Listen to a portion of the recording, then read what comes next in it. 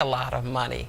You could go and make a down payment on an article of clothing, and you'd get a little card or something, and each month or each week you go and pay for that article until you had finished paying for it, and then you could take it home. So that way people could get different things that they could not pay up front the original cost, but over a period of time they would be able to purchase what they wanted. And that's what Helen Harper, sports stores, and some of the stores, there was a shoe store. I can't remember the name of that. But all of those different stores were all up and down. There was even a store in our community where this woman sold women's clothes. What happened is that when the neighborhood changed and people were able to move out of Woodlawn, East and West Woodlawn, that the businesses began to diminish. When people were able to move to the suburbs, the businesses began to diminish. And then stores at that time, they didn't have stores like you have. You have Target on 12th Street, you have a Target on 87th Street.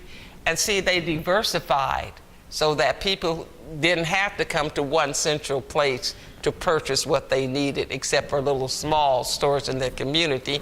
And I think that's what's happened to 63rd Street. How would you compare Woodlawn today to the time when you were a teenager or young adult? Well,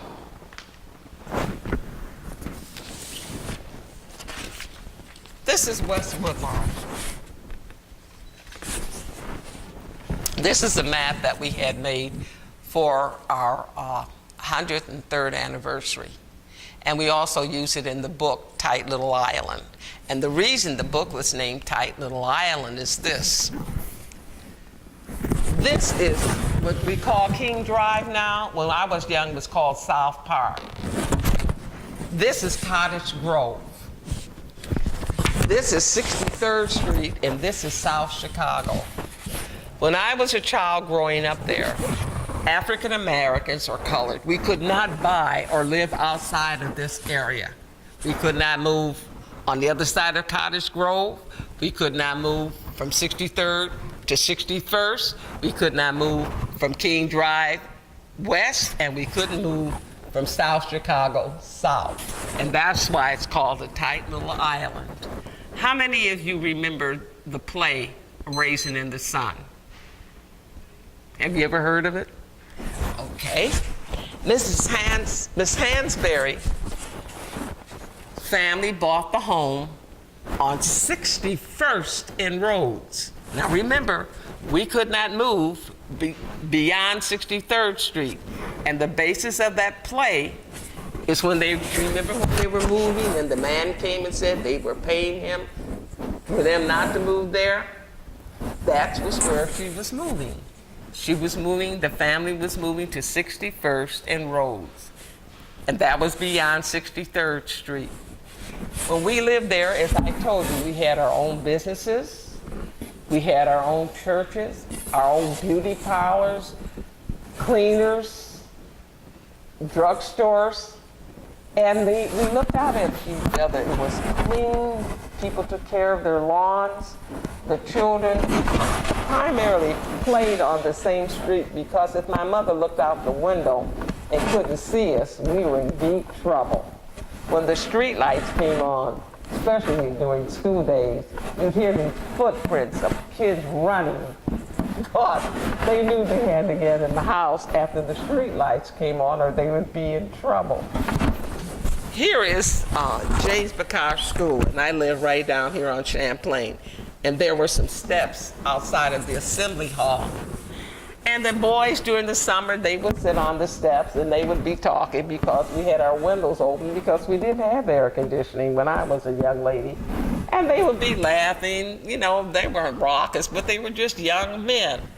Sometimes the parent, one of the family, father who had to get up early and go to work that morning, would get up and say, "Okay, boys, we have to get up and go to work, so you all should stop all the noise." They'd say, okay, Mr. Jones, okay, Mr. Washington, get up and go on about their business. That was the kind of community that Woodlawn was. We looked out after each other. Sure, there were tragedies. There was Mrs. Radcliffe's daughter, Shirley, on an Easter Sunday. Down Marquette Road is where the buses used to travel. She was going to church, and the bus hit her and killed her. They hated the candy store across the street from the school because the kids would run across Marquette Boulevard, to buy candy. And a number of kids were injured or killed.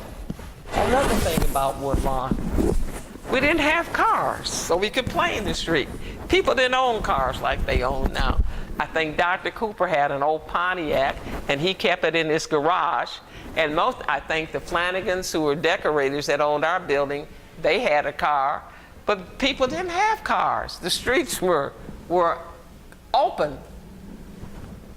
And Marquette Road was the only place you had traffic because people couldn't afford cars at the time. I remember my father bought one.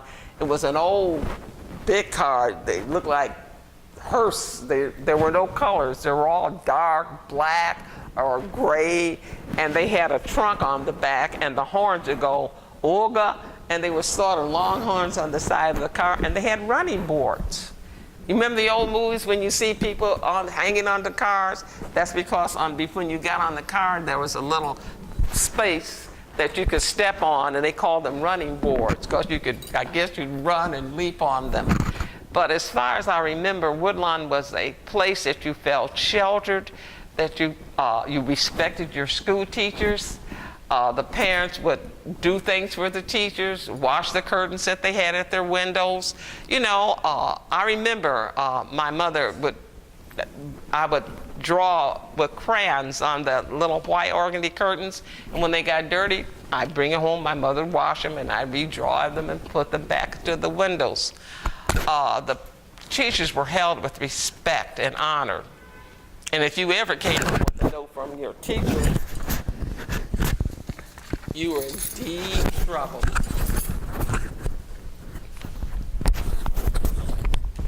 it on the other side, actually. It's not inside. There. That way it's not.